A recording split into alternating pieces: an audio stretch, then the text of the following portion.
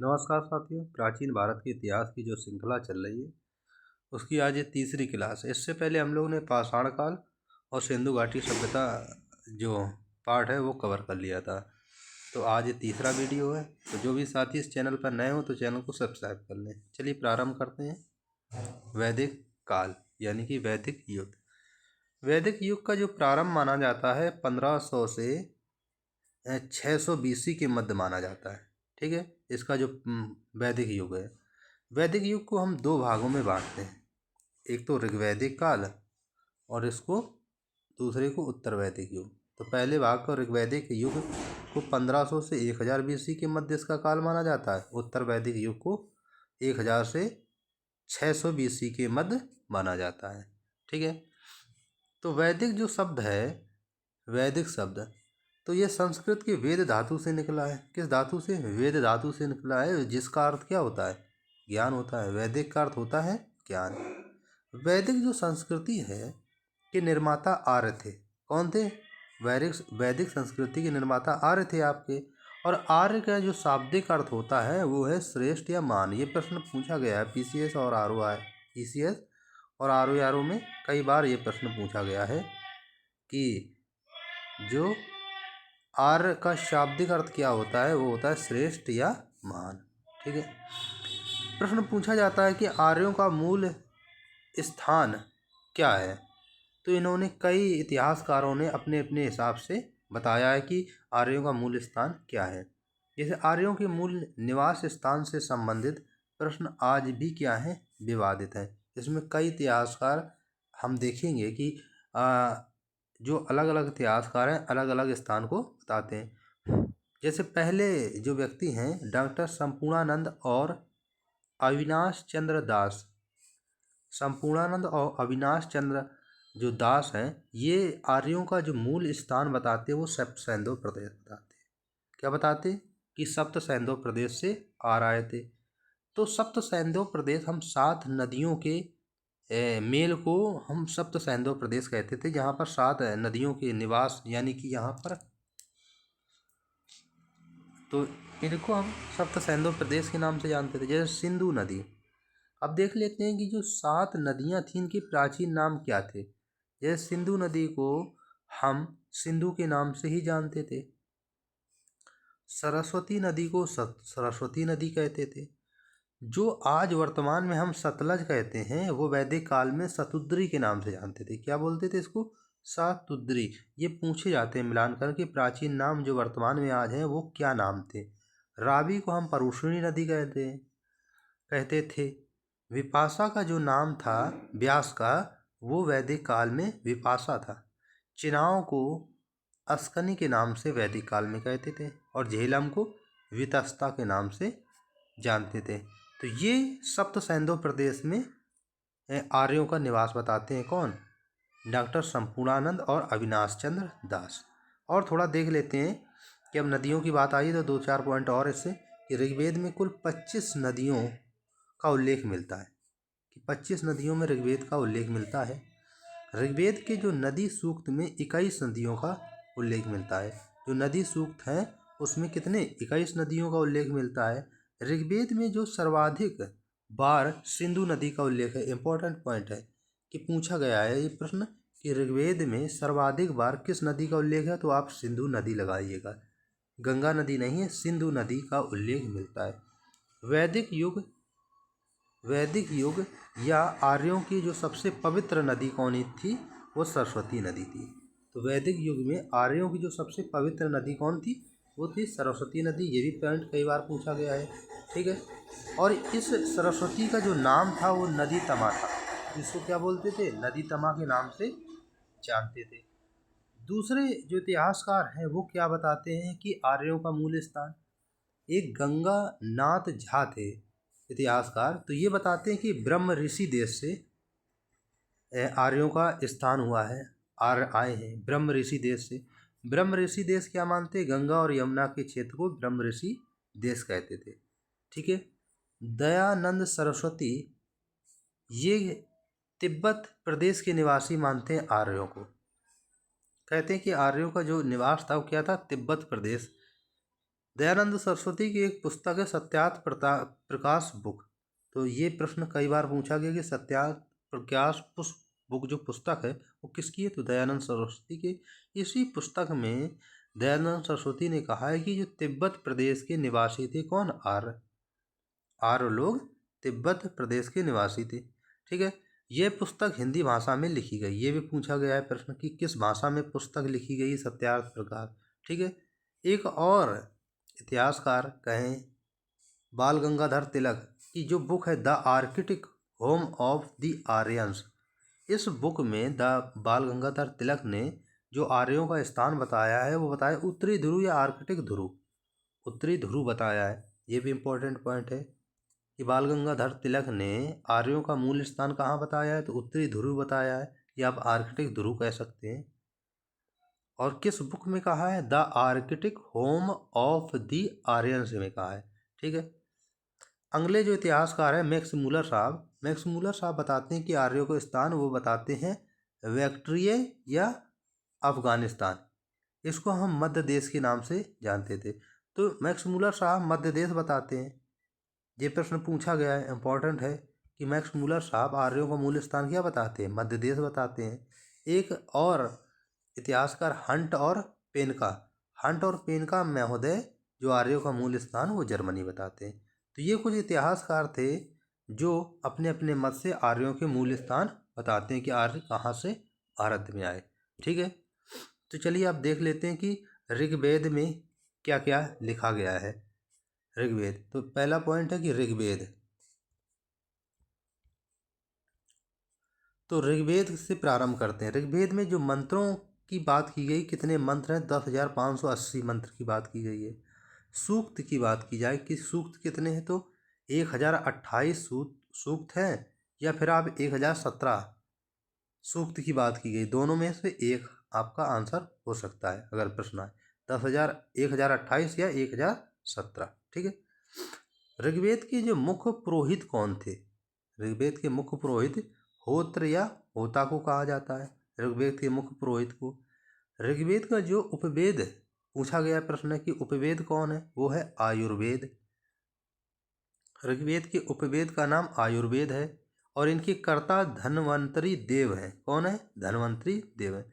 विषय क्या था ऋग्वेद का, वो था स्तुति प्रधान की स्तुति करना। ऋग्वेद में 10 मंडलों का उल्लेख किया गया है। कितने मंडलों का उल्लेख किया गया, अभी हम आगे चर्चा करेंगे ये कौन कौन मंडल है, किस मंडल में क्या लिखा गया है। तो ऋग्वेद में 10 मंडलों का उल्लेख किया गया है और ऋग्वेद से ही अस्तोमा सदगमय शब्द लिया गया है। कहाँ से, ऋग्वेद से। ये पूछा गया कि अस्तोमा सदगमय ये शब्द कहाँ से लिया गया है, तो ऋग्वेद से आपका लिया गया है। ठीक है, ये भी याद रखना। ऋग्वेद में शाल्य चिकित्सा का वर्णन है और शाल्य चिकित्सा का वर्णन हमने जब हड़प्पा सभ्यता आपका दूसरी क्लास बताई थी, तो वहाँ कालीबंगा एक शब्द बताया था कि कालीबंगा जो राजस्थान में पड़ता है, यहाँ भी शाल्य चिकित्सा के साक्ष्य मिले हैं हड़प्पा सभ्यता में। ठीक है, सूर्य ग्रहण और चंद्र ग्रहण के उल्लेख भी आपका ऋग्वेद में मिलता है कि सूर्य ग्रहण और चंद्र ग्रहण का। प्रेम विवाह का उल्लेख मिलता है आपका ऋग्वेद में। प्रेम विवाह का उल्लेख आपको गंधर्व विवाह मिलता है ऋग्वेद में। विवाह गीत का उल्लेख मिलता है। तो ये सारे जो तथ्य हैं ये ऋग्वेद से संबंधित है। अब ऋग्वेद में कितने मंडलों का उल्लेख किया गया वो देख लेते हैं। ऋग्वेद में कुल 10 मंडलों का उल्लेख है। ऋग्वेद में आपके 10 मंडलों का उल्लेख किया गया है। जो पहला मंडल है इसमें जान लेते हैं कि जो 1, 2 से 7 मंडल हैं ये सबसे प्राचीन मंडल है। 10 मंडलों में 2 से 7 तक मंडल ये सबसे प्राचीन मंडल हैं। इन्हें वंश मंडल के नाम से भी जाना जाता है। 2 से 7 मंडल को वंश मंडल भी कहते हैं। और एक और जो 10वां मंडल है, पहला और 10वां, ये सबसे नवीन मंडल है, यानी कि सबसे बाद में इनको गठित किया गया है। तो पहले जो मंडल की रचना की गई थी वो अंगिरा साहब ने की थी। तो अंगिरा ने पहले मंडल की रचना की थी। एक एक मंडल के बारे में जान लेते हैं। ठीक है, दूसरे मंडल के जो रचनाकार हैं वो ग्रथ मद हैं। ग्रथ मद मिलान करने के लिए आ जाता है कि दूसरे मंडल के रचनाकार कौन है, तीसरे मंडल की कौन है, चौथे की कौन है। तो तीसरे के मंडल की जो है वो विश्वामित्र हैं और तीसरे मंडल से ही गायत्री मंत्र लिया गया है। तो गायत्री मंत्र की रचयिता कौन है, वो है विश्वामित्र। ठीक है, अभियांत्रिकी की कौन है, तो गिरथ मद है, यानी कि दूसरे मंडल में अभियांत्रिकी की बात की गई है। जो चौथे मंडल के रचनाकार हैं वामदेव, वामदेव है। और चौथे मंडल में जो कृषि वैज्ञानिक या कृषि की प्रक्रिया की बात की गई है चौथे मंडल में। पांचवें मंडल के जो रचनाकार है वह अत्रि है। छठे मंडल के जो रचनाकार हैं वो भारद्वाज हैं। कौन है? भारद्वाज है। सातवें मंडल के वशिष्ठ हैं। और सातवें मंडल में ही जो दासराग युद्ध का वर्णन किया गया है, जो परुष्णी या रावी की नदी के तट पर लड़ा गया था। रावी या परुष्णी नदी, रावी का प्राचीन नाम क्या था? पारुष्णी। तो पारुष्णी नदी था। ठीक है। तो सातवें मंडल किसका है? वशिष्ठ का है। और दासराग युद्ध सातवें मंडल में उल्लेख है। आठवें मंडल की जो रचनाकार की थी वो काण्व ने की थी। तो किसने की थी? काण्व ने की थी। नौवें मंडल की पावमान्य थे। और नौवां मंडल इम्पोर्टेंट है, ये प्रश्न पूछा गया कि किसको समर्पित है, तो सोमदेव को समर्पित है नौवां मंडल। ठीक है। तो नौवां मंडल आपको सोम को समर्पित है, सोमदेव को समर्पित है। और 10वां मंडल आपको पुरुष सूक्त है। 10वां मंडल आपका पुरुष सूक्त है। तो 4 पुरुष सूक्त बताए गए हैं 10वें मंडल में। ठीक है, जो आगे हमें चर्चा करेंगे। तो ये 10 मंडल थे ऋग्वेद में जिनका वर्णन है। तो 2 से 7 जो मंडल हैं आपके सबसे प्राचीन है। आपको 3-4 मंडल इसमें, जैसे तीसरा मंडल है विश्वामित्र, गायत्री मंत्र लिया गया है। 7वां मंडल है वशिष्ठ ने दासराग युद्ध का उल्लेख। 9वां और 10वां, ये 4 मंडल आपको याद होने चाहिए बिल्कुल। और वंश मंडल 2 से 7 मंडल को वस्त मंडल कहते हैं, इन्हीं को ही सबसे प्राचीन मंडल कहते हैं। ठीक है। दासराग युद्ध का जो वर्णन मिलता है वो मिलता है आपके 7वें मंडल में। तो किस में मिलते हैं? 7वें मंडल में आपके दासराग युद्ध का वर्णन मिलता है। कई बार प्रश्न पूछा गया है। और यह युद्ध पारुष्णी नदी यानी कि रावी नदी के तट पर लड़ा गया। ठीक है। किनके बीच में? सुदास और विश्वामित्र के बीच में। तो सुदास भरतवंश के मुखिया थे और सुदास के गुरु का नाम वशिष्ठ था। और विश्वामित्र के बीच लड़ा गया और विश्वामित्र हार गए क्योंकि इनके पास 10 जन थे। तो वो 10 जन कौन कौन है ये भी प्रश्न पूछा जाता है कि वो 10 जन कौन थे। तो 10 जनों के देख लेते हैं कि पुरु थे, यदु थे, अनु थे, द्रह्यु थे, तुर्वस थे, अनिल थे, पक्त थे, भलानस थे, विषाणी थे और शिवी थे। ये 10 जन थे विश्वामित्र के पास और वो हार गए। ठीक है। तो विश्वामित्र की हार हुई और यहाँ पर जो सुदास यानी कि वशिष्ठ थे इनके गुरु, उनकी जीत हुई थी। तो इनका उल्लेख 7वें मंडल में मिलता है किसका? दासराग युद्ध का। तो दास जो राग युद्ध है, दास राग युद्ध का वर्णन कहाँ मिलता है आपका? वो मिलता है 7वें मंडल में। अब 10वां मंडल देख लेते हैं कि 10वें मंडल का जो पुरुष सूक्त है 10वां मंडल, और इसमें 4 पुरुष सूक्त बताए गए हैं। एक ब्राह्मण, क्षत्रिय, वैश्य और शूद्र। ब्राह्मणों की जो उत्पत्ति बताई गई वो बताई गई कि मुख से ब्राह्मण की उत्पत्ति होती है। क्षत्रिय को बताया गया कि इसकी उत्पत्ति भुजाओं से हुई है। वैश्य या वणिक की उत्पत्ति को बताया गया कि इसकी उत्पत्ति जांग से हुई है। और शूद्र की जो उत्पत्ति है वो पैरों से बताई गई। तो 10वें मंडल में पुरुष सूक्त का वर्णन है। पुरुष सूक्त कितने हैं? 4 है, ब्राह्मण, क्षत्रिय, वैश्य और शूद्र। अब ऋग्वेद की देख लेते हैं अन्य साहित्य कौन कौन से हैं। तो ऋग्वेद में उपनिषद, तो टोटल उपनिषद 108 है। अभी हम उपनिषद के बारे में आगे चर्चा करेंगे, लेकिन ऋग्वेद की जो उपनिषद हैं वो कितने हैं? तो उपनिषदों 2 उपनिषद हैं। टोटल उपनिषदों की संख्या कितनी है? टोटल 8, 108। उपनिषद का जो अर्थ होता है वो क्या है? समीप बैठना, यानी गुरु के समीप बैठकर शिक्षा ग्रहण करना, तो उपनिषद का अर्थ होता है। ठीक है। और उपनिषद ऋग्वेद में 2 उपनिषद हैं। वो क्या है? ऐतरेय और कौशितकी। ये पूछा जाता है कि ऐतरेय और कौशितकी उपनिषद किस वेद के हैं? तो आपके ऋग्वेद के। इसको आप एक ट्रिक से याद कर सकते हैं। एक से याद कर सकते हैं। एक से ऐतरेय और के से कौशितकी। तो ये 2 उपनिषद हैं ऋग्वेद में आपके। और ब्राह्मण ग्रंथ कौन कौन से हैं? तो ब्राह्मण ग्रंथ भी ऐतरेय और कौशितकी है। ये पूछा जाता है कि ऐतरेय के लेखक कौन? तो एक ऐतरेय के लेखक आपके महिदास हैं। ब्राह्मण ग्रंथ कौन कौन से? ऐतरेय ब्राह्मण और कौशितकी ब्राह्मण। तो 2 ब्राह्मण हैं। और ऐतरेय ब्राह्मण के लेखक कौन है? महिदास हैं। ऐतरेय की एक शाखा है जो कौन है, सहस्त्रीय साकल शाखा, कौन है, सहस्त्रीय साकल शाखा है ऐत्रेय की। और कौशिकी की जो शाखा है वो सांख्यायन शाखा है। तो कौशिकी ब्राह्मण ग्रंथ की जो शाखा है वो क्या सी है, सांख्यायन शाखा है। ऋग्वेद में अरण्यक ग्रंथ कौन कौन से है ये भी देख लीजिए। तो ऐत्रेय अरण्यक है और कौशिकी अरण्यक है। तो आपको कुल मिला के एक याद रखना कि ऐत्रेय और कौशिकी यही आपके उपनिषद हैं, यही ब्राह्मण ग्रंथ है और यही अरण्यक ग्रंथ है। ठीक है, अरण्य का मतलब जो जंगल में रचित ग्रंथ है उनको हम अरण्यक ग्रंथ कहते हैं। ठीक है, तो ये ऋग्वेद से संबंधित जितनी भी जानकारी थी वो हमने पढ़ी। अब दूसरा वेद जो है वो सामवेद। सामवेद का जो संबंध है वो गायन से है। इससे है, गायन से है, गायन से है। दूसरा वेद आपका सामवेद जिसका संबंध गायन से है। इसके मुख्य पुरोहित की बात करते हैं तो इसके मुख्य पुरोहित कौन थे, उद्गाता थे, उद्गाता। उपवेद कौन थे, गंधर्व वेद। सामवेद के कौन थे, गंधर्व वेद। इसमें मूल जो मंत्र हैं वो 1549, तो नहीं पूछा जाएगा, लेकिन आपका मुख्य पुरोहित और उपवेद ये दोनों इंपॉर्टेंट है। और विषय मैंने जैसे कि बताया कि सामवेद गायन, वादन और नर्तन से संबंधित है, संगीत से संबंधित है। सा रे गा मा पा धा नी सा, तो ये यहीं से शब्द लिए गए हैं गायन के। कहाँ से, सामवेद से लिए गए हैं। अब देख लीजिए सामवेद में ब्राह्मण ग्रंथ कौन कौन से हैं। सामवेद में ये प्रश्न पूछा जाता है कि तांडव ब्राह्मण किसका है, तो सामवेद का है। पंचविंश ब्राह्मण ये भी आपका सामवेद का है, तांडव भी सामवेद का है। षड्विश ब्राह्मण भी आपका सामवेद का है। महाब्राह्मण, ये जो आपके चारों हैं ये आपको याद रखना है। जैमिनीय ये तलवाकर ये भी आपका ब्राह्मण ग्रंथ है। तो ये आपके ब्राह्मण ग्रंथ हैं।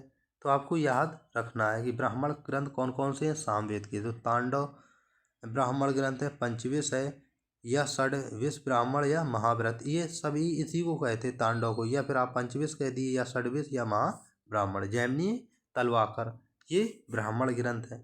ठीक है, सामवेद में उपनिषद कौन कौन से हैं। तो एक छांदोग्ध उपनिषद किसमें लिया है, सामवेद में। छांदोग्ध उपनिषद का वर्णन है। यह सबसे प्राचीन उपनिषद है छांदोग्ध। तो छांदोग्ध उपनिषद सबसे प्राचीन है। और छांदोग्ध उपनिषद में किसका वर्णन किया गया है, इसमें देवकी पुत्र कृष्ण का वर्णन किया गया है। छांदोग्ध उपनिषद में विवाह गीत का वर्णन है। उद्दालक, आरुणि और श्वेत केतु का वर्णन है किसमें, छांदोग्ध उपनिषद में। ठीक है, आश्रम का उल्लेख, यानी छांदोग्ध में 3 आश्रम का उल्लेख किया गया है। ये बात याद रखना इंपॉर्टेंट है कि छांदोग्ध में कितने आश्रमों का उल्लेख किया गया है, 3 आश्रमों का उल्लेख किया है छांदोग्ध में। कौन, ब्रह्मचर्य, गृहस्थ और वानप्रस्थ। तो इसमें 3 आश्रमों का उल्लेख किया गया है। ब्रह्मचर्य 0 से 25 वर्ष, गृहस्थ 25 से 50 वर्ष और वानप्रस्थ 50 से 75 वर्ष का उल्लेख किया गया है किसमें, छांदोग्ध उपनिषद में। नोट आगे क्या है, इंपॉर्टेंट है कि चारों जो आश्रमों का उल्लेख किसमें किया गया। तो 4 आश्रम कितने प्रकार होते हैं, 4 होते हैं। तो संयुक्त रूप से उल्लेख जवालु उपनिषद में किया गया है। तो छांदोग्ध उपनिषद में 3 आश्रमों का उल्लेख किया गया है और जवालु उपनिषद में आपके 4 आश्रमों का उल्लेख किया गया है। तो 4 कौन है, ब्रह्मचर्य, गृहस्थ, वानप्रस्थ। कौन सा इसमें जोड़ा गया है, वह सन्यासी, जिस 75 से 100 वर्ष के बीच में।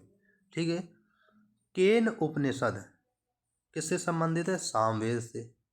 ये भी दूसरा उपनिषद है। तो इसमें गुरु और शिष्य का वार्तालाप केन उपनिषद में है, सामवेद में। तो सामवेद में एक केन उपनिषद है, छांदोग्ध उपनिषद है।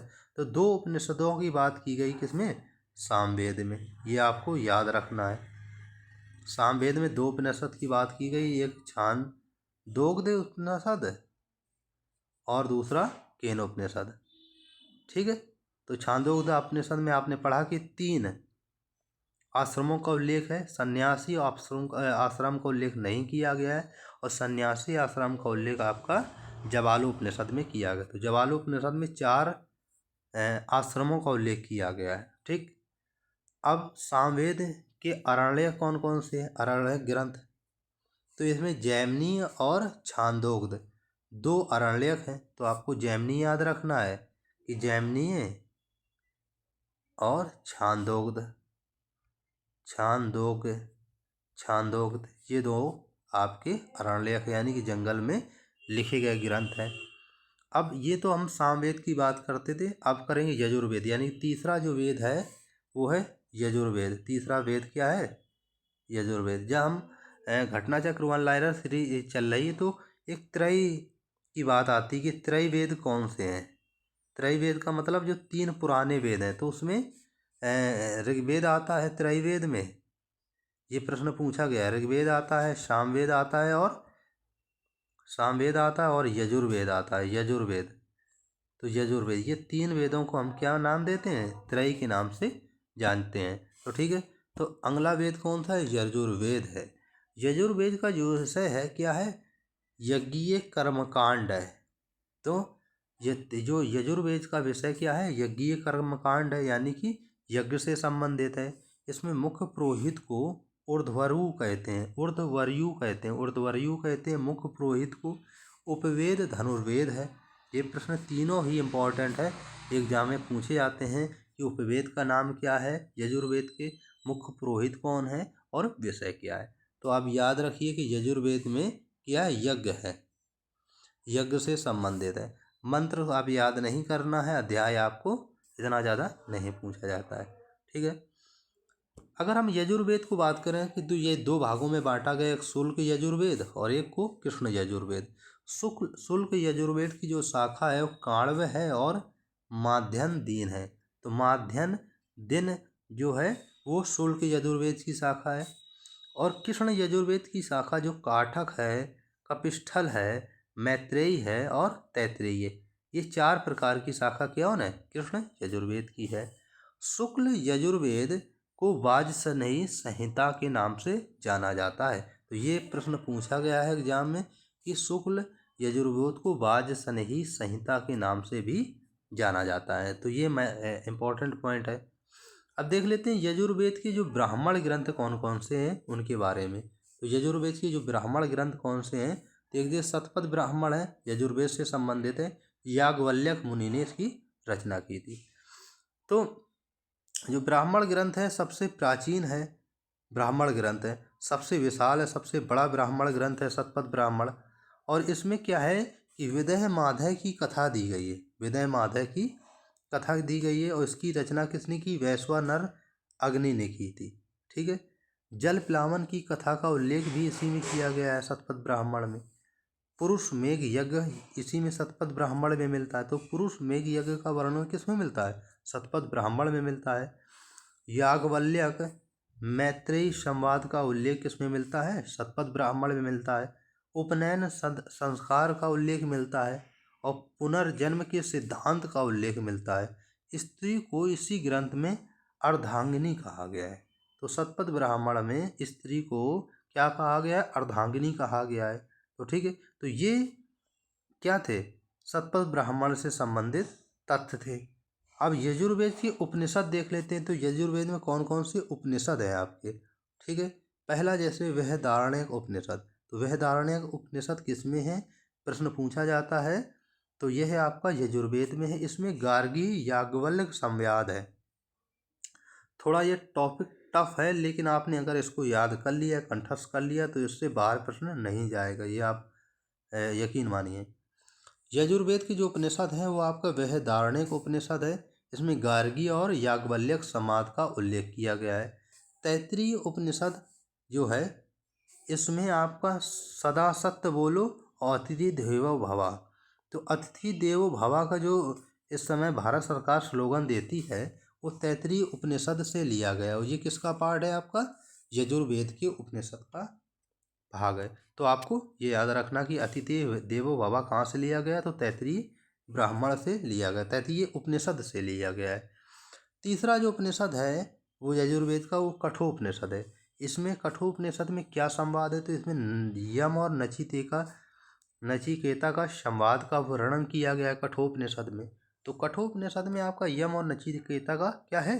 संवाद है। तो ये भी इम्पोर्टेंट पॉइंट है। ठीक है, नोट क्या है इसमें कि यजुर्वेद के ब्राह्मण ग्रंथों में तैत्तिरीय प्रमुख है। क्या है? तैत्तिरीय प्रमुख है। इसमें सती अहिल्या का उल्लेख मिलता है। इसका सती अहिल्या का उल्लेख मिला। तो यजुर्वेद के ब्राह्मण ग्रंथों में तैत्तिरीय प्रमुख है, इसमें सती अहिल्या का उल्लेख मिलता है। तो ये यजुर्वेद के कुछ ब्राह्मण ग्रंथ थे, तो इनकी अभी हमने चर्चा की। अगला जो चौथा वेद है वह अथर्ववेद। अथर्ववेद की त्रयी में नहीं रखा जाता है, ये बात याद रखना कि अथर्ववेद को त्रयी में नहीं रखा जाता, ये बाद में रचित ग्रंथ है, वेद है। ठीक है। तो अथर्ववेद के में का जो विषय है, इसमें क्या दिया गया है? इसमें जादू टोना और औषधियों का उल्लेख है। पुरोहित का नाम अथर्ववेद के वो है ब्रह्मा। अथर्ववेद में जो उपवेद है उसको शिल्पवेद कहते हैं। तो ये तीनों पॉइंट आपको याद रखना है, बिल्कुल कंठस्थ है कि अथर्ववेद का विषय क्या है? जादू टोना औषधि है। अथर्ववेद का जो पुरोहित का नाम है वो ब्रह्मा है। अथर्ववेद के जो उपवेद का नाम है वो है शिल्पवेद। अध्याय नहीं याद करना, ना मंत्र ना ही सूक्त। अथर्ववेद में क्या है? राजा परीक्षित का उल्लेख है। तो राजा परीक्षित का उल्लेख किसमें है? वो आपका अथर्ववेद में है। अंग और मगध का उल्लेख है अथर्ववेद में। ये दोनों ही इंपॉर्टेंट क्वेश्चन है, ये पूछे जा चुके हैं कि अंग और मगध का उल्लेख किसमें मिलता है? तो अथर्ववेद में मिलता है। अथर्ववेद में मिलता है अंग और आपका मगध का। अयोध्या का उल्लेख मिलता है किसमें? अथर्ववेद में। मोस्ट इम्पॉर्टेंट पॉइंट है, ये प्रश्न कई बार पूछा गया कि सभा और समिति को प्रजापति की दो पुत्रियां कहा गया किसमें? अथर्ववेद में। तो अथर्ववेद में सभा और समिति की दो पुत्रियां कहा गया है अथर्ववेद में। तो ये आपको याद रखना कि किसमें सभा और समिति की प्रजापति की दो पुत्रियां कहा गया, तो अथर्ववेद में कहा गया है। ठीक है। अगला क्या है? अथर्ववेद में उपनिषद कौन कौन से? तो वो देख लेते हैं। अथर्ववेद में उपनिषद कौन कौन से? तो एक है मुंडकोपनिषद। तो मुंडकोपनिषद अथर्ववेद में। मांडोक्य उपनिषद आपका अथर्ववेद में। प्रश्न उपनिषद यानी प्रश्नोपनिषद आपका अथर्ववेद में। तीन उपनिषद है अथर्ववेद में। सीधे सीधे प्रश्न पूछा जाता है कि मुंडकोपनिषद किस वेद में है? तो आप लगाइएगा अथर्ववेद में। तो मुंडकोपनिषद में सत्यमेव जयते लिया गया है। सत्यमेव किससे लिया गया है? तो मुंडकोप उपनिषद में इसका वर्णन है। यज्ञ की टूटी नौका के समान कहा गया है मुंडकोपनिषद को। यज्ञ की टूटी नौका, ये दोनों ही इंपॉर्टेंट पॉइंट है, कई बार प्रश्न पूछे गए हैं यहाँ से कि सत्यमेव जयते कहाँ से लिया, किस उपनिषद से लिया? तो मुंडकोपनिषद से लिया गया है। यज्ञ की टूटी नौका के समान है मुंडकोपनिषद। अथर्ववेद में मांडोक उपनिषद है और प्रश्नोपद उपनिषद है। ठीक है।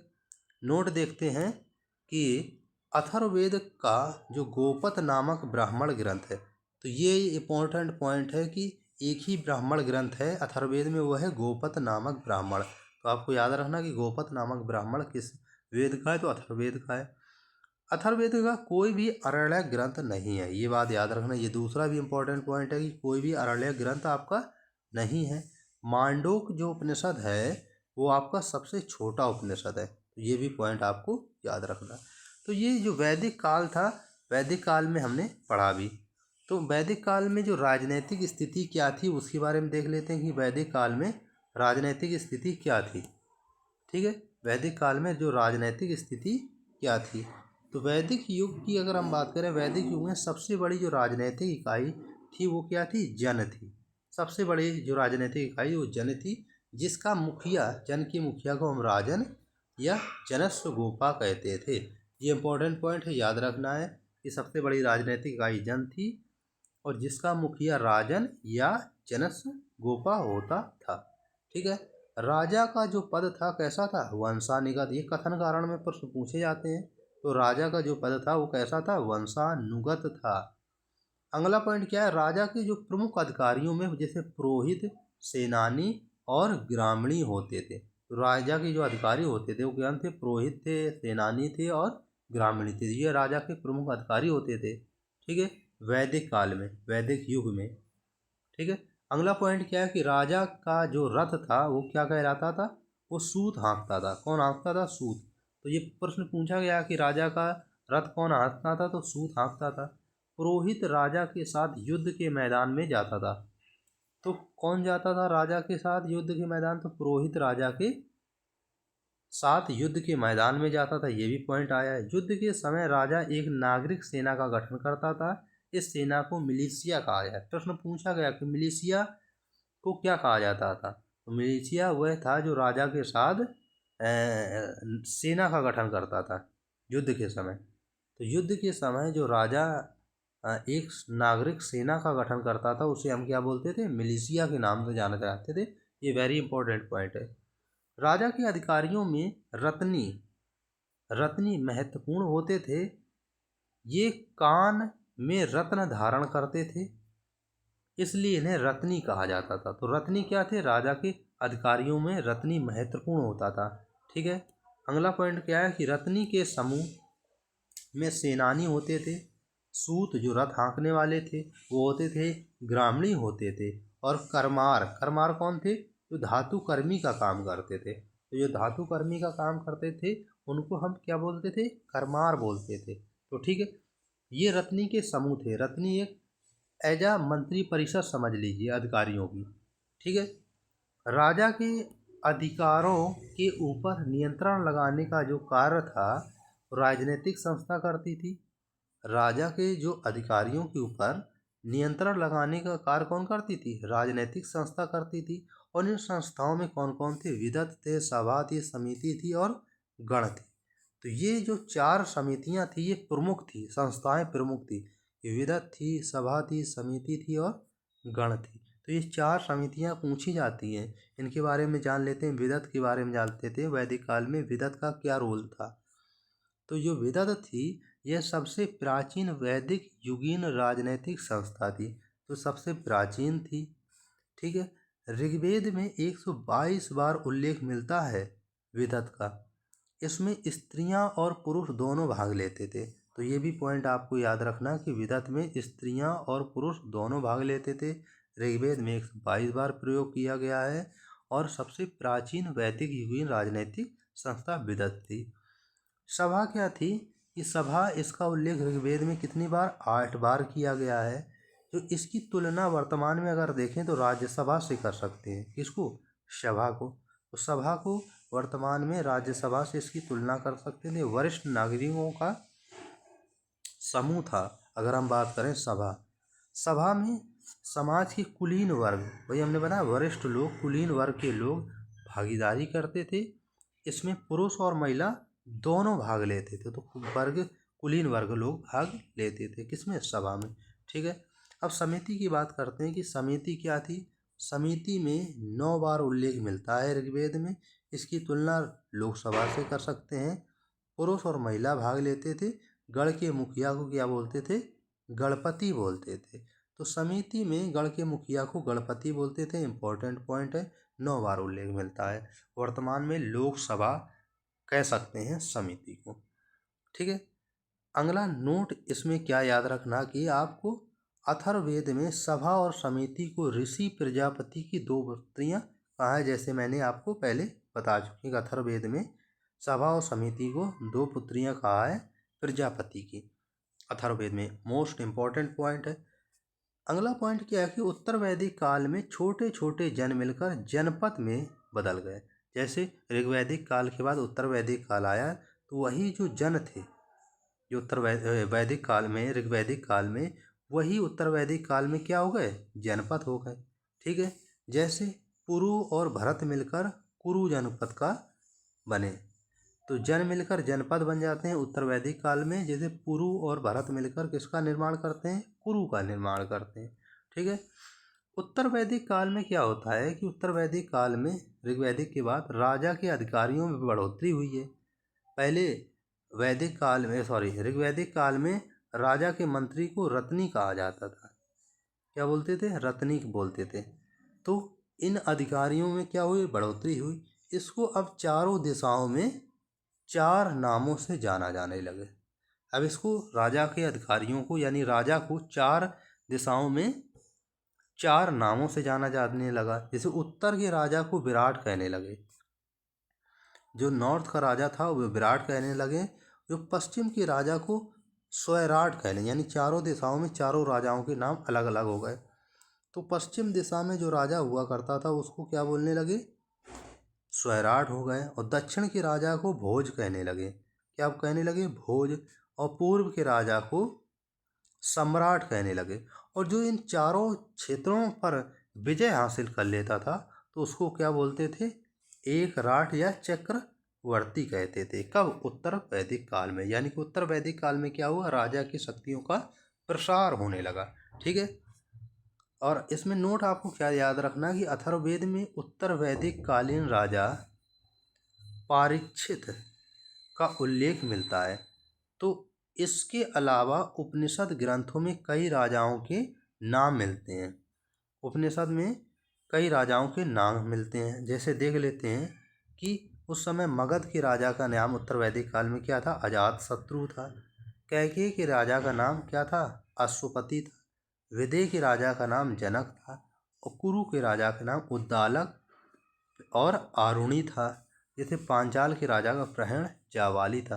तो ये जो राजाओं के नाम है मिलान करने के लिए प्रश्न पूछे जाते हैं कि इनका उल्लेख कहाँ मिलता? तो उपनिषद ग्रंथों में कई राजाओं के नाम मिलते हैं। ठीक है। अगला पॉइंट क्या है कि ऋग्वैदिक जो काल की सबसे जो प्राचीन संस्था थी वो क्या थी? विदध थी, जो हमने अभी पढ़ा है।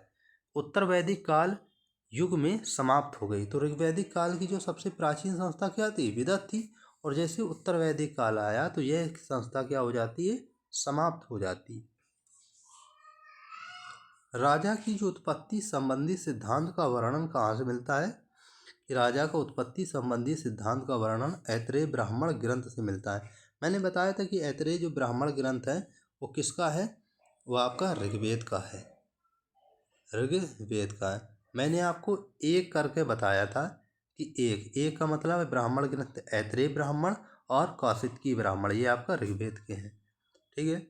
अगला पॉइंट क्या है कि राजा के राज्याभिषेक के समय राजसूय यज्ञ होता था, संपन्न किया जाता था। इस समय 17 प्रकार के जल से राजा का क्या होता था? राज्याभिषेक किया जाता था। 17 प्रकार के जल से राजा का क्या होता था? राज्याभिषेक होता था।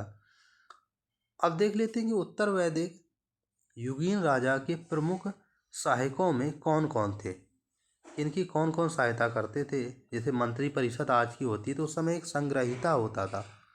संग्रहिता क्या करता था? कोषाध्यक्ष का काम करता था। मोस्ट इंपॉर्टेंट क्वेश्चन है उत्तर वैदिक काल का। इस संग्रहिता का क्या काम होता था? कोषाध्यक्ष होता था। भागदूत क्या था? ये आपका कर एकत्र करने वाला था। तो कर एकत्र करने वाले को भागदूत बोलते थे। ये प्रश्न पीसीएस में पूछा जा चुका है। ठीक है। नोट क्या है कि इस समय अश्वमेघ यज्ञ प्रचलन में आ गया था। इसमें घोड़ा छोड़ा जाता था। तो अश्वमेघ यज्ञ में क्या होता था? एक घोड़ा छोड़ दिया जाता था और घोड़ा जिस जिस क्षेत्र तक चला जाता था, अगर कोई राजा उसको नहीं पकड़ा और घोड़ा जहाँ तक पहुँच गया वो क्षेत्र उस राजा के हो जाता था। तो वह अश्वमेघ यज्ञ होता था। वैदिक काल में समाज की स्थिति कैसी थी, ये देख लेते हैं कि वैदिक युग की सामाजिक स्थिति क्या थी। तो वैदिक युग में जो समाज था, तो समाज की जो सबसे छोटी इकाई थी वैदिक काल में वो थी कुल। कुल होती थी। इसका मुखिया क्या बोलते थे? कुलपति बोलते थे। तो वैदिक युग की सबसे छोटी इकाई को कुल और इसके मुखिया को कुलपति के नाम से जानते थे।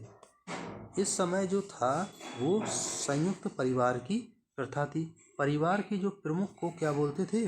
मुखिया को बोलते थे वैदिक काल में। इस समय नाना, नानी, नाती और पोते के लिए नप्त्र शब्द का प्रयोग किया जाता। तो नप्त्र शब्द का प्रयोग किया, ये प्रश्न पूछा जा चुका है पीसीएस में कि नप्त्र शब्द का प्रयोग किसके लिए किया जाता? तो नाना, नानी, नाती, पोते के लिए नप्त्र शब्द का प्रयोग किया जाता था। ठीक है। अगला पॉइंट क्या है कि ऋग्वैदिक युग में कई विदुषी महिलाएं थी। तो ऋग्वैदिक काल में ये भी प्रश्न पूछा जा चुका है कि ऋग्वैदिक काल में कौन कौन विदुषी महिलाएं थी। जैसे अपाला थी, घोषा थी, लोपामुद्रा थी, सिक्ता थी जैसी महिलाओं का उल्लेख मिलता। सबसे पढ़ी लिखी जो महिला थी वो लोपामुद्रा थी। ये वन लाइनर जो घटना चक्र की सीरीज चल रही है उसमें ये प्रश्न आया है पीसीएस में। जबकि उत्तर वैदिक काल में गार्गी, ये ऋग्वैदिक काल में है, और उत्तर वैदिक काल की जो महिलाएं थी जैसे गार्गी, मैत्रेयी, अत्रेयी जैसी विदुषी महिलाएं थी। तो ये उत्तर वैदिक काल की महिलाएं हैं और ये ऋग्वैदिक काल की महिलाएं। अपाला, गोसा, लोपामुद्रा, सिक्का, ये ऋग्वैदिक काल की, उत्तर वैदिक काल की कौन सी आपकी? तो गार्गी है, मैत्रेयी है और अत्रेयी है। तो ये आपको याद रखना है। इस युग में नियोग प्रथा प्रचलन थी। नियोग प्रथा का प्रचलन था। इससे उत्पन्न होने वाले संतान को क्या बोलते थे? क्षेत्रज बोलते थे। क्या बोलते थे? क्षेत्रज कहा जाता। तो इस युग में नियोग प्रथा प्रचलन थी। इसमें उत्पन्न होने वाले संतान को क्या बोलते थे? क्षेत्रज बोलते थे। ठीक है। वैदिक युग में कुल 8 प्रकार के विवाह प्रचलित थे। कितने? 8 प्रकार के विवाह प्रचलित थे। इनको अनुलोम विवाह और प्रतिलोम विवाह को अनुलोम और प्रतिलोम विवाह 2 भागों में बांटा गया। अनुलोम विवाह क्या होता था और प्रतिलोम विवाह क्या होता था, इनको हम समझ लेते हैं। अनुलोम विवाह क्या होता था कि एक उच्च वर्ण का वर था और एक निम्न वर्ण की कन्या थी। तो अनुलोम विवाह में और प्रतिलोम विवाह क्या, वर जो था वो निम्न वर्ण का होता था और कन्या उच्च वर्ण की होती, तो उसको प्रतिलोम विवाह बोलते थे। ठीक है। अनुलोम विवाह 4 प्रकार के होते थे। ब्रह्म विवाह, आर्ष विवाह, देव विवाह और प्रजापत्य विवाह। तो ये आपका अनुलोम विवाह है। और प्रतिलोम विवाह क्या थे? 4 प्रकार के ये भी होते थे। असुर विवाह, गंधर्व विवाह, राक्षस विवाह और पैशाच विवाह। पैशाच विवाह क्या होता था कि जबरदस्ती विवाह किया जाता था, उसको पैशाच विवाह बोलते थे। राक्षस विवाह क्या होता कि अपहरण विवाह करते थे, यानी अपहरण करके किसी का विवाह कर लिया, उसको हम राक्षस विवाह बोलते थे। गंधर्व विवाह क्या बोलते थे? इसे प्रेम विवाह भी कहा जाता था कि प्रेम करके किसी से विवाह किया जाए तो उसे गंधर्व विवाह बोलते थे। असुर विवाह क्या था कि असुर विवाह को विक्रय विवाह, विक्रय का मतलब किसी को खरीद लिया जाए तब विवाह किया जाए, उसे असुर विवाह कहते हैं। अगर हम देखें गंधर्व विवाह और आपका राक्षस विवाह, ये जो दोनों विवाह हैं, विवाह का उल्लेख या कहें विवाह गंधर्व और राक्षस, ये पृथ्वीराज चौहान यानी थर्ड ने किया था। संयोजिता यानी कि जयचंद की पुत्री से। तभी आप देखें पानीपत का जो युद्ध होता है वो इसी कारण होता है। ठीक है। नोट करें, इसमें विवाह विच्छेद की प्रथा प्रचलित थी। किसमें? प्रतिलोम विवाह में। क्या? विवाह विच्छेद कर सकते थे। अनुलोम विवाह के बारे में जान लेते कि 4 प्रकार के थे, जैसे मैंने कि बताया, ब्रह्म विवाह, आर्ष विवाह, देव विवाह और प्रजापति विवाह। ये चारों विवाह मान्यता प्राप्त विवाह थे। इनमें तलाक की प्रथा नहीं थी अनुलोम विवाह में, जबकि प्रतिलोम विवाह में विवाह विच्छेद यानी कि तलाक हो जाता था। तो ये दोनों में अंतर है। ठीक है। अब वैदिक काल में धार्मिक स्थिति क्या थी, कि धर्म का क्या स्थिति थी? तो प्रसिद्ध जो ऋषि थे यास्क मुनि ने अपने साहित्य निरुक्त, तो निरुक्त किसका साहित्य है? वो है यास्क मुनि ने वैदिक युगीन देवताओं की मंडलियां बनाई। इसमें उन्होंने 33 देवताओं के बारे में बताया है। किसने? यास्क मुनि ने। इन्होंने बताया कि आकाश के देवता का नाम क्या है, अंतरिक्ष के देवता के नाम क्या है, पृथ्वी के देवता। ये प्रश्न पूछेगा कि आकाश के देवता कौन कौन है, तो आकाश के देवता सूर्य है, वरुण है, उषा है, सविता है और आदित्य है। ये आकाश के देवता के नाम है। अंतरिक्ष के देवता के नाम कौन है? इंद्र है, मरुत है, वायु है। ये आपके अंतरिक्ष के देवता है। पृथ्वी के देवता आपके अग्नि, सोम, बृहस्पति, ये आपके 3 पृथ्वी के देवता है। तो ये 3 कैटेगरी में बांटा गया है 33 देवता को। किसने? यास्क मुनि ने निरुक्त साहित्य में, कि अग्नि, आकाश और पृथ्वी के देवता कौन कौन थे। अब देख लेते इंद्र। पहला कि इंद्र देवता क्या थे? इंद्र देवता प्रतापी देवता थे। ऋग्वेद में 250 बार उल्लेख मिलता है। जो भी इंपॉर्टेंट देवता हो उन्हीं के बारे में चर्चा करेंगे। जैसे इंद्र देवता है, इनका उल्लेख 50 बार मिलता है। ठीक है। 250 बार ऋग्वेद में मिलता है। इनको सोमापा के नाम से पूछा जाता है। तो ये इंपॉर्टेंट पॉइंट है कि सोमापा के नाम से किस देवता को जानते हैं, तो उनको इंद्र को जानते हैं। सोमापा क्यों कहते हैं? ये सोमरस का पान करते थे, इस वजह से इनको सोमापा कहा गया इंद्र को। इंद्र को वृत्तासुर हंता कहा जाता है। इन्होंने वृत्तासुर का हत्या की थी, यानी कि उनको मारा था, इसलिए उनको वृत्तासुर हंता के नाम से भी जाना जाता है। इंद्र को पुरंदर भी कहा जाता है। ये तीनों पॉइंट पूछे गए, सोमापा हुआ, वृत्तासुर हंता हुआ, पुरंदर। पुरंदर इंद्र को इस वजह से कहा जाता है क्योंकि किलों को नष्ट करने वाला इंद्र को कहा जाता है, इसलिए इसे पुरंदर भी कहा जाता है। इन्हें मधवा यानी कि दानी कहा जाता है। मधवा भी कहा जाता है इंद्र को क्योंकि बहुत ज़्यादा दान देते थे, इसलिए इनको मधवा भी कहा जाता। तो ये इंद्र के बारे में कुछ जानकारी थी। अगला देखते हैं कि अग्नि।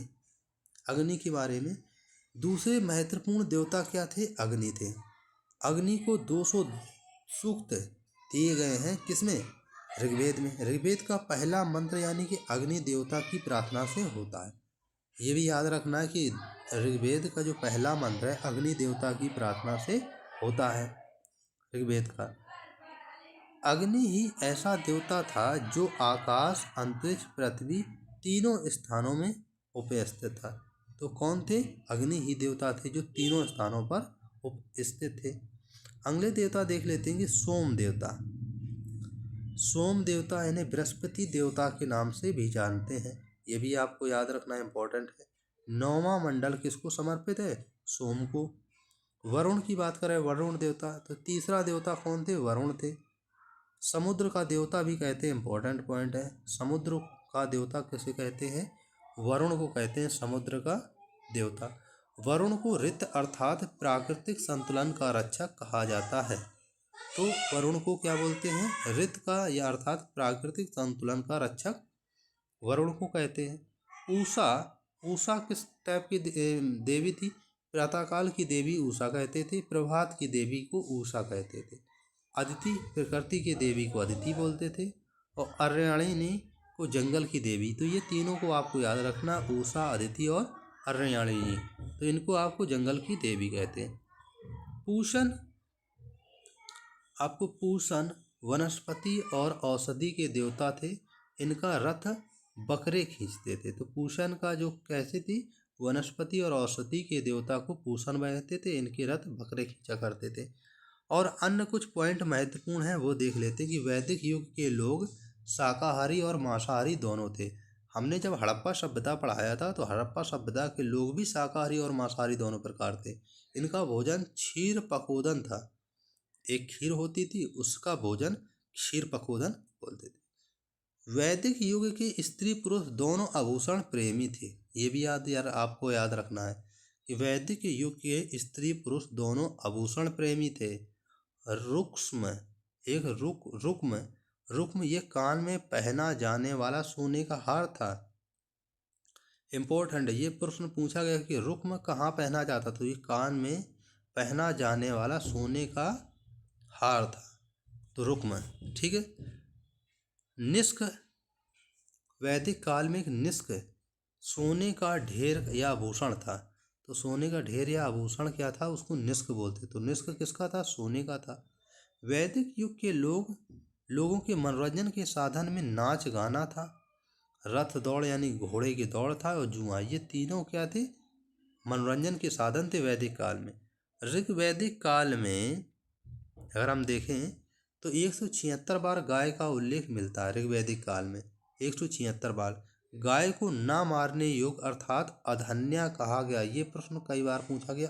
अधन्या शब्द किस जानवर के लिए प्रयोग किया गया है? तो गाय शब्द के लिए अधन्या शब्द का प्रयोग किया गया है। ऋग्वेद में जुते हुए खेत का क्षेत्र कहाँ गया है और उपजाऊ भूमि को उर्वरा कहा गया? तो जुते हुए खेत को क्या बोलते थे? क्षेत्र, और उपजाऊ भूमि को उर्वरा बोलते हैं ऋग्वेद में। तो ऋग्वेद में जुते हुए खेत को क्षेत्र कहा गया है और उपजाऊ भूमि को उर्वरा। अब देखिए अगला पॉइंट क्या है कि ऋग्वेद में हल से बनी रेखा को कूड़ या सीता कहा गया है। कि हल से जो बनी रेखा को क्या कूड़ या सीता कहा गया है। इस समय बैल के लिए ब्रक शब्द और हल के लिए लांगल शब्द का प्रयोग किया जाता था ऋग्वेद में। इस समय हलवाहे को कीवांश कहा जाता था। क्या कहा जाता? कीवांश कहा जाता था। तो ये ऋग्वेद से संबंधित यानी वैदिक काल से संबंधित महत्वपूर्ण फैक्ट थे, जानकारी थी जितना भी वैदिक काल थे सब कवर कर लिया गया है एक ही क्लास में। अगर जानकारी अच्छी लगे और वीडियो अच्छा लगे तो आप चैनल को सब्सक्राइब कर लें, लाइक करें और इसको शेयर करें। धन्यवाद।